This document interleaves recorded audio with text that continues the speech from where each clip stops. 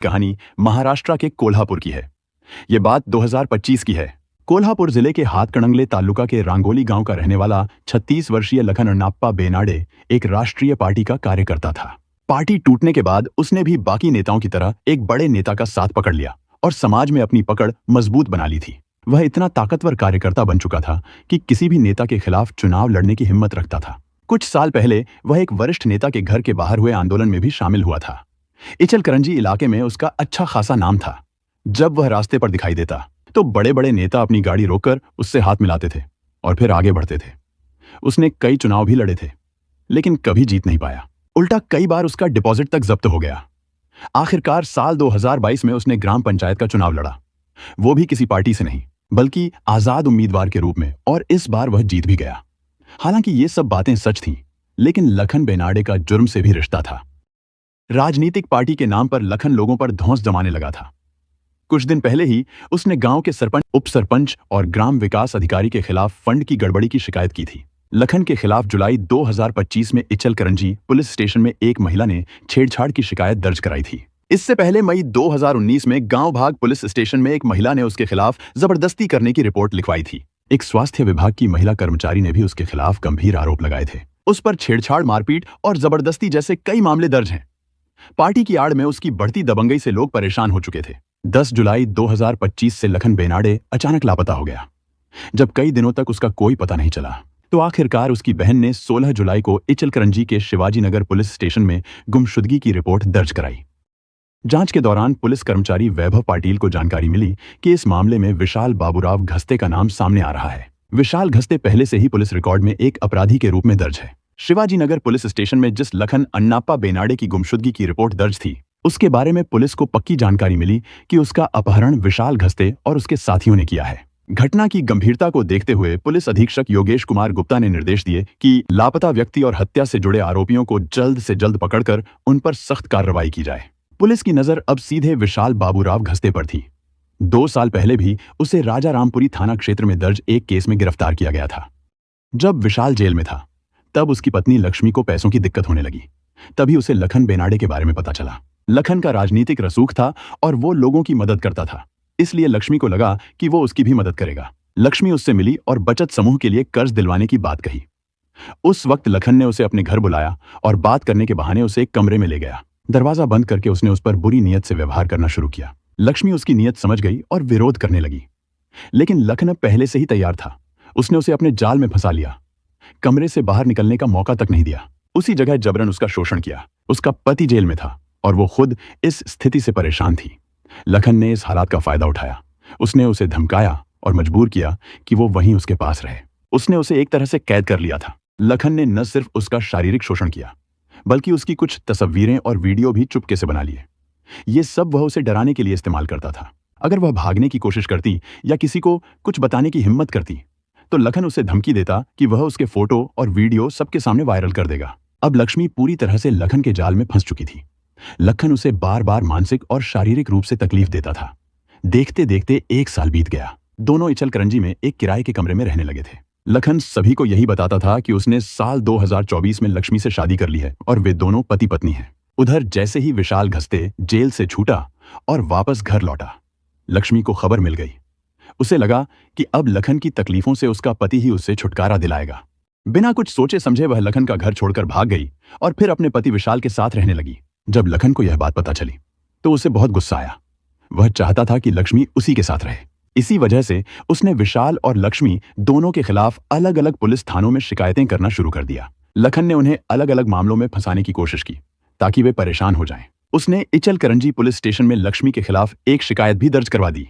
लखन ने सिर्फ इचलकरंजी ही नहीं बल्कि शाहूपुरी, कोडोली, मिर्ज और सातारा के पुलिस थानों में भी लक्ष्मी और विशाल के खिलाफ शिकायतें दी थीं।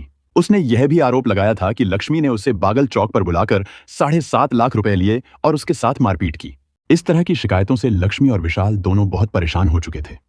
उन्हें समझ आ गया था कि लखन अब उन्हें चैन से जीने नहीं देगा। लक्ष्मी और लखन दोनों सोशल मीडिया पर एक्टिव थे। इंस्टाग्राम और फेसबुक पर एक दूसरे के खिलाफ रील्स और पोस्ट डालते रहते थे।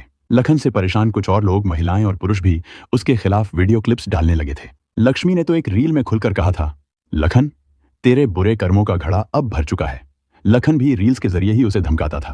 10 जुलाई 2025 को लखन शाहूपुरी आया था। उसने लक्ष्मी को फोन किया और कहा कि वह उसके खिलाफ की गई शिकायत वापस ले रहा है और चाहता है कि वह उसके साथ चले। लक्ष्मी ने वहां जाने की बात कही और थोड़ी देर में वहां पहुंच गई। वहां लखन अकेला था। हालात को भांपते हुए लक्ष्मी ने उसी जगह पर विशाल को भी बुला लिया। लखन को जब यह बात समझ में आई कि विशाल भी आने वाला है तो उसे गुस्सा आ गया। उसने लक्ष्मी से नाराजगी जताई और उसी गुस्से में उस पर हाथ उठा दिया। इसके बाद वह मौके से भाग गया। जब विशाल वहां पहुंचा तब तक लखन मौके से भाग चुका था। मारपीट से गुस्साई लक्ष्मी ने विशाल से कहा कि अब किसी भी तरह से लखन को उसी दिन खत्म करना होगा। यह बात सुनकर विशाल ने अपने साथियों आकाश खस्ते, संस्कार महादेव सावड़े और अजित उदय चुड़ेकर सभी कोल्हापुर निवासी को बुला लिया। उसी समय लखन साइबर चौक पर मौजूद था। इसकी जानकारी विशाल और उसके साथियों को मिल गई। इसके बाद उन्होंने लखन का पीछा करना शुरू किया। वे लोग तवेरा कार से उसके पीछे लग गए। इससे पहले कि लखन को कुछ समझ आता, उन्होंने उसे शाहू टोल नाके के पास पकड़ लिया। जबरदस्ती उसे कार में बिठाया गया और फिर कार तेज रफ्तार से पुणे बेंगलुरु हाईवे होते हुए कर्नाटक की ओर बढ़ने लगी। रास्ते में ही कार के अंदर लखन को बुरी तरह पीटा गया। लक्ष्मी की कही बातों के अनुसार अब लखन को भी एहसास हो चुका था कि उसकी गलती का अंजाम उसे भुगतना पड़ेगा, लेकिन अब वह निर्दयी गिरोह के हाथ में था और उससे बचना मुश्किल था। वे सभी उसे कर्नाटक राज्य की सीमा में लेकर पहुंचे। संकेश्वर के पास हिरण्यकेशी नदी से पहले एक सुनसान जगह पर उसे ले जाया गया। वहां उस पर तलवार और चॉपर जैसे धारदार हथियारों से हमला किया गया। लखन की मौके पर ही हत्या कर दी गई। इसके बाद उसके शरीर के टुकड़े कर दिए गए। सिर और धड़ को अलग अलग करके कुल 5 हिस्सों में बांट दिया गया। सभी टुकड़ों को अलग अलग बोरियों में डाला गया और हत्या में इस्तेमाल किए गए हथियारों को भी एक बोरी में भरकर हिरण्यकेशी नदी में फेंक दिया गया। हत्या की वारदात को अंजाम देने के बाद तीनों आरोपी अपने अपने घर लौट गए, जैसे कुछ हुआ ही न हो। दूसरी तरफ लखन बेनाडे की गुमशुदगी की report Shivaji Nagar police station में दर्ज हो चुकी थी। शुरुआत में यह मामला आम लापता व्यक्ति का लग रहा था, लेकिन जब लखन की कोई खबर नहीं मिली तो मामला धीरे धीरे पेचीदा होता गया। इसी बीच लखन की सोशल मीडिया गतिविधियों ने पुलिस का ध्यान खींचा। दरअसल लखन ने गायब होने से कुछ दिन पहले लक्ष्मी घस्ते के खिलाफ खुलकर सोशल मीडिया पर रील्स बनाए थे, जिनमें वह उसे धमकाते और तंज कसते हुए दिखाई देता था कि अगर वो वापस नहीं लौटी तो वह उसे एक्सपोज कर देगा। उसने यह भी आरोप लगाया था कि लक्ष्मी ने उससे 12 तोला सोने के गहने और कई बार में मोटी रकम उधार ली थी, जिसे वापस करने से वह मुकर रही है। जवाब में लक्ष्मी भी सोशल मीडिया पर रील्स के जरिए उसे चुनौती दे रही थी। यह डिजिटल जंग कुछ समय तक चलती रही, लेकिन 9 जुलाई 2025 के बाद लक्ष्मी की कोई भी नई रील सामने नहीं आई और वह अचानक सोशल मीडिया से गायब हो गई। यह घटना पुलिस की नज़र में संदिग्ध लगी। इसलिए जब अपराध शाखा के वरिष्ठ निरीक्षक रविंद्र कलमकर को यह जानकारी मिली तो उन्होंने इस मामले को गंभीरता से लिया और पुलिस उपनिरीक्षक संतोष गलवे को जांच सौंप दी। गलवे की टीम ने लक्ष्मी के परिवार, दोस्तों और संपर्कों की छानबीन शुरू की। इस दौरान एक अहम सुराग हाथ लगा, लक्ष्मी का पति विशाल घस्ते, जो घटना के बाद से गायब चल रहा था। पुलिस कांस्टेबल वैभव पाटिल की टीम को सूचना मिली कि विशाल घस्ते उजलाईवाड़ी इलाके के एक अर्जेंट कार वॉश सेंटर में काम कर रहा है। सूचना मिलते ही टीम ने छापा मारा और उसे वहीं से हिरासत में ले लिया।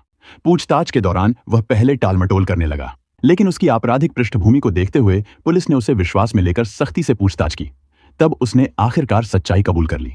उसने बताया कि यह सब उसने अपनी पत्नी लक्ष्मी के कहने पर किया था, ताकि उसे लखन से हमेशा के लिए छुटकारा मिल सके। विशाल की कबूली के बाद सभी आरोपियों के खिलाफ भारतीय दंड संहिता की संबंधित धाराओं के तहत